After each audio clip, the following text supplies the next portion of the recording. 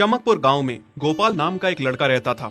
उसकी सौतेली माँ और बाप ने उसे घर से निकाल दिया था। उसकी सौतेली माँ ने सब कुछ अपने और अपने बच्चों के नाम पे कर रखा था और गोपाल को हिस्से के नाम पे 3 गायें दे रखी थी। गोपाल पढ़ा लिखा तो बहुत था, पर नौकरी ना मिलने के कारण उसने सोच लिया था कि वो अब उन तीनों गायें की खूब देख रेख करके उनसे जो दूध मिलेगा उसे बेच के अपना कारोबार चलाएगा। अब मैं बिल्कुल अकेला हो गया हूँ।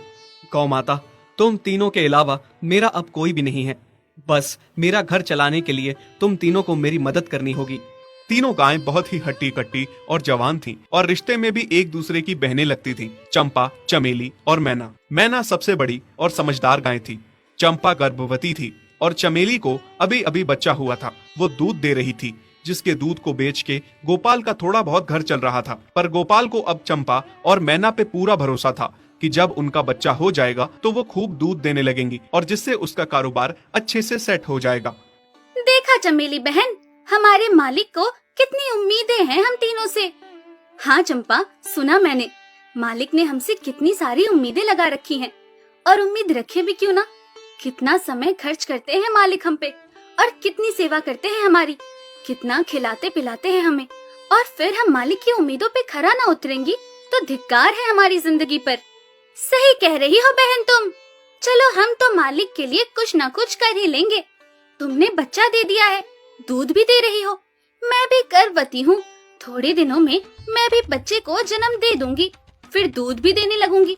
लेकिन इस मैना दीदी को देखो, हम दोनों से बड़ी हैं, एक बार भी बच्चा ना दे पाई आज तक। क्या इसका फर्ज नहीं बनता मालिक के लिए कुछ? ये तो बड़ी हैं, हमसे ज्यादा इसको मालिक के लिए करना चाहिए था, लेकिन हम छोटी होकर इतना सोच रहे हैं। तुम दोनों ऐसा क्यों कह रही हो? क्या गलत कह रहे हैं हम? सही तो कह रहे हैं। कितने सालों से बांझ पड़ी हो तुम। ऐसा कैसे कह सकती हो तुम?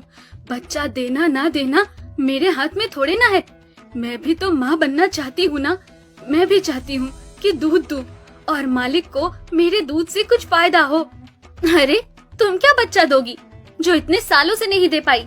तुम ये ख्वाब लेना बंद करो कि तुम बच्चा दोगी और तुम्हारे दूध से मालिक को कोई फायदा होगा। दोनों छोटी बहनें बड़ी बहन मैना की बेबसी का मजाक उड़ाती हैं और उस पे हंसती हैं। इस बात से मैना बहुत दुखी होती है और रोती है कि उसी की बहनें उसको दिलासा देने की बजाय उसे ताने मार रही हैं, उसका मजाक उड़ा रही हैं। फिर एक दिन गोपाल का पड़ोसी उससे कहता है, अरे गोपाल, तुम्हारी 2 गायें तो ठीक है, एक गाय का क्या है?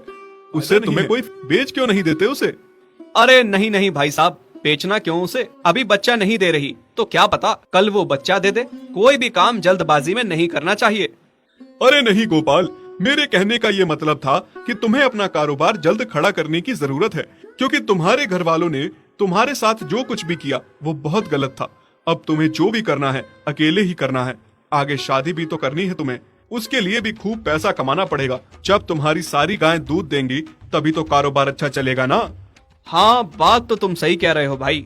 मेरी मानो तो तुम अपनी गायों को क्रॉस करवा के देख लो, शायद उससे बच्चा हो जाए। हाँ, ये सुझाव तुमने सही दिया, मैं कल ही ऐसा कर लेता हूँ। सुना तुमने मैना बहन मालिक की बातों को?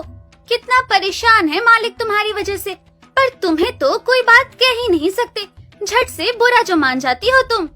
मैना ये सब सुन के बहुत दुखी होती है, पर करती भी क्या, उसके हाथ में कुछ नहीं था। गोपाल ने मैना को क्रॉस करवा के भी देखा, पर उसका भी कोई फायदा नहीं हुआ। गोपाल, जो सुझाव मैंने तुम्हें दिया था, क्या वो तुमने आजमाया? हाँ भाई, वो भी करके देख लिया, पर उसका भी कोई असर ना हुआ। ये गाय किसी काम की नहीं है गोपाल, मेरी मानो तो इसे बेच दो। मैं सोच रहा हूँ एक बार फिर से क्रॉस करवा के देखता हूँ, शायद कोई बात बन जाए। देख लो, पर मुझे नहीं लगता। देखा, इन लोगों को भी पता चल गया तुम बच्चा नहीं दे सकती, तुम बांझ ही रहोगी। सही कह रही हो तुम दीदी, इतने जतन करने के बाद भी बच्चा नहीं हो रहा तो अब क्या होगा? गोपाल मैना को एक बार फिर से क्रॉस करवा लेता है। दोनों बहनें चंपा और चमेली मैना के बांझपन का मजाक उड़ाती हैं और उस पे खूब हंसती हैं। फिर एक दिन मैना चमेली के बच्चे के साथ खेल रही थी कि तभी चंपा देख लेती है। हाँ देख तो चमेली दीदी, ये मैना दीदी तेरे बच्चे के साथ क्या कर रही है? मुझे समझ में नहीं आ रहा, तू इस बांझ के साथ अपने बच्चे को कैसे छोड़ सकती है? जब मेरा बच्चा आ जाएगा मैं